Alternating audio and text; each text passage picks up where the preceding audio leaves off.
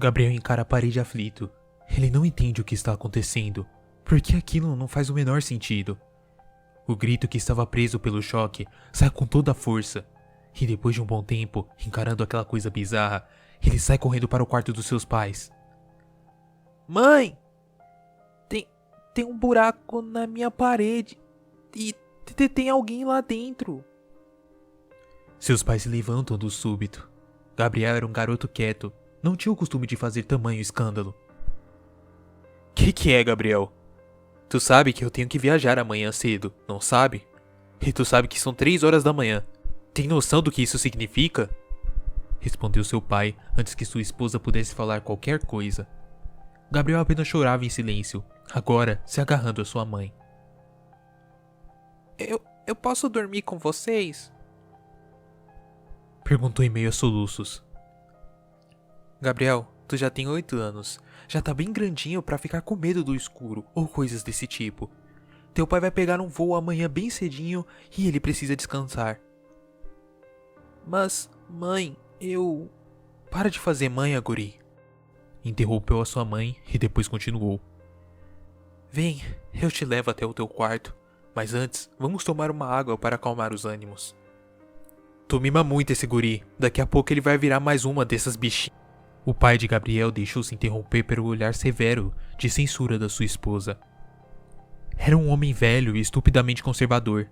Às vezes, ele se questionava o quanto tempo suportaria esse casamento, se ao menos não tivesse um garoto para se preocupar.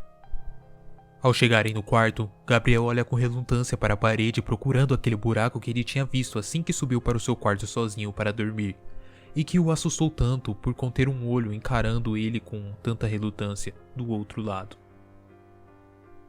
O mais assustador é que aquela era a parede que dava para a rua, o que não fazia o menor sentido, porque seu quarto ficava no 2º andar, e não havia sacada naquele lado da casa. Naquele momento em que ele entrou com a sua mãe, não havia nada ali, além da superfície lisa do papel de parede azul com temas espaciais que decoravam seu quarto. E aí, onde tá o buraco que tu viu? Sumiu, mamãe. Tava bem ali. Eu juro. A luz estava apagada, filho. A gente vive imaginando coisas sem pé nem cabeça quando está no escuro. É tudo ilusão nossa. Agora, não incomoda teu pai de novo, ok? Ou ele vai acabar te batendo de novo. A mãe de Gabriel parou um pouco olhando para o nada e se refletindo um pouco sobre a sua última frase, e em seguida tentando afastar algum pensamento. Mandou ele ir para a cama e apagou a luz novamente, antes de deixar Gabriel sozinho de novo em seu quarto.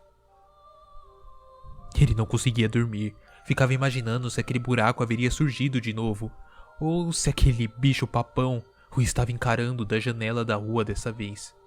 Ficava imaginando uma figura sem feições, apenas curiosa, o admirando da janela com enormes olhos, como se seu medo atraísse a sua atenção, como uma espécie de entretenimento. Ele detestava quando sua mente pregava esse tipo de peça. Isso era invenção da sua mente de criança, algo que escritores como Stephen King fazem para ganhar dinheiro. Apenas uma ideia que teve após o vislumbre de algo inexplicável, o qual sua mente tenta justificar e encontrar respostas plausíveis para as coisas que ele viu. Já chega, pensou ele. Abriu os olhos e virou a cabeça em direção à parede. Não havia nada lá, nem mesmo uma criatura medonha, o admirando da janela. Ele se sentiu momentaneamente aliviado, mas nem tanto. Ele sabia o que vira. Ficou vários segundos olhando aquele buraco que estava esperando ele, solitário, em uma altura que dava bem aos seus olhos, e percebendo que havia um olho de alguém lá dentro. Tá me espiando? Pensamento que causou um arrepio em sua nuca, só de lembrar. Seu alívio foi interrompido de repente por um som.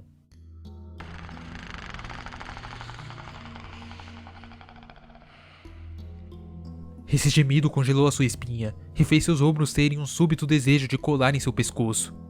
Vinha da parede do outro lado, nada muito alto, mas dava para ouvir perfeitamente. Era um gemido abafado. Por favor, não faz isso de novo, por favor, pensou Gabriel em choque.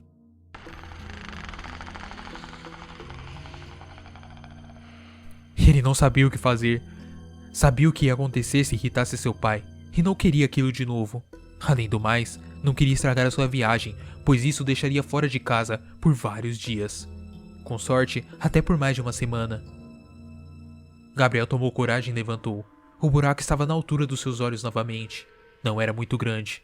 Não conseguiria passar sua mão, por exemplo. Era o tamanho ideal para espiar e nada mais. Ao se aproximar pela primeira vez, o olho o encarava desesperadamente. Ele percebe que não se trata de uma criatura ou algo assim. É um olho castanho escuro, normal, dentro da parede. Não que isso tornasse a situação menos assustadora, mas sim mais intrigante. Tirando o fato que a parede onde o buraco estava agora dava para o corredor, ou seja, estava dentro da sua casa agora. Ele hesitou, mas andou até a porta e foi espiar o corredor que estava em meia luz, iluminado pela luz da sala que sempre deixavam acesa. Não havia ninguém ali. Com a cabeça já fora do quarto, Gabriel ficou tentando descer as escadas e ficar na sala iluminada até amanhecer. Mas lhe veio que talvez fosse isso que aquela coisa queria. Ali ao menos estava ao mesmo andar dos seus pais, então lhe ocorreu que ele poderia cobrir a parede e dormir de luz acesa. Embora, com certeza sua mãe brigaria com ele caso visse a luz dos seus quartos acesa. Bom, esse seria o menor dos seus problemas. Haveria de torcer para o buraco não trocar de novo de lugar. Bem devagar, ele recua e fecha a porta do seu quarto. Já pensando em usar o seu baú de brinquedos na vertical para tampar aquela coisa. Mas ao se virar para a parede, a porta lá estava exatamente de frente para o seu rosto.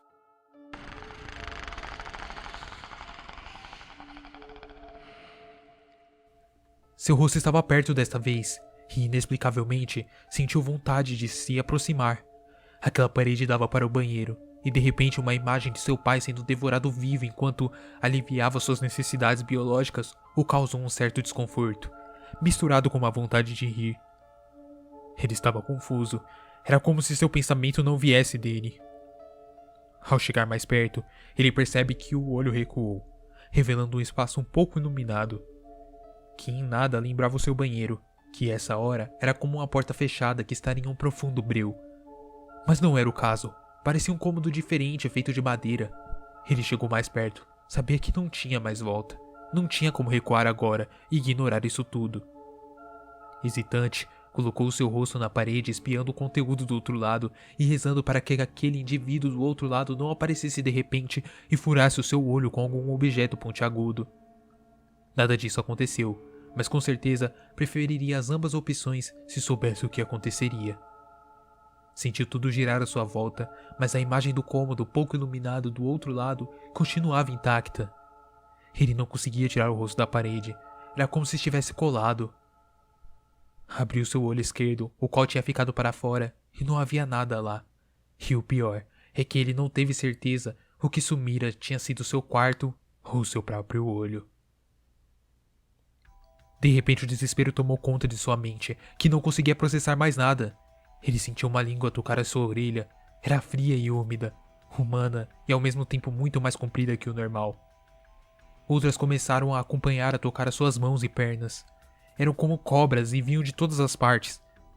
De repente, uma delas começou a se enrolar e pressionar seu abdômen com força, enquanto as outras estavam entrando em seus ouvidos e estirando sua audição completamente. Era como se estivesse perdendo seu corpo por completo, mas sua visão do cômodo no olho direito estava intacta e perfeitamente nítida. Ele notou que sua esquerda do cômodo tinha uma porta que se abriu. Uma menina entrou por ela e fechou. Usava uma pequena camisola. Foi quando ela o encarou e começou a gritar, que a compreensão do que estava acontecendo tomou conta de Gabriel em uma onda de pavor. Mas quando tentou falar algo, ele percebeu que não tinha mais boca, e sua única exclamação foi: